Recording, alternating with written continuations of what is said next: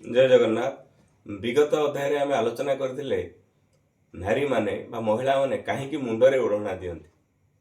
वास्तव में जितेबले से कन्याटी हो आसी बेदी रे बसंती बा विवाह समय रे सेतेबले से विवाह बेदरू से माने ही मुंडरे ओढ़ना दियंती। आउ से ओढ़ना देवा पछरे गोटे कारण थाए से कारण पछरे मध्ये गोटे प्रतिज्ञा थाए।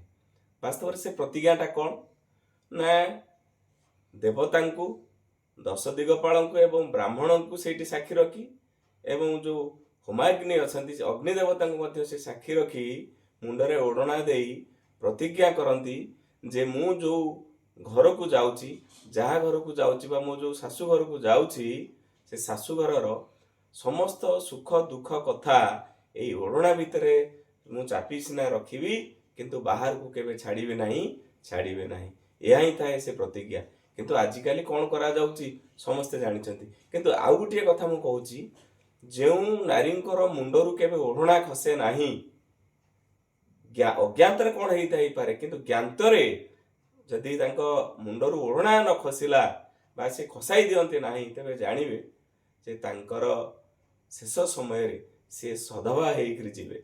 से मृत्यु समय रे हाथ रे शंखा मुंडरे सिंदूर पुणी से मुंडरे ओढ़णी देकरी से चली जीवे श्मशान को। निराट सत्य रोची। जय जगन्नाथ।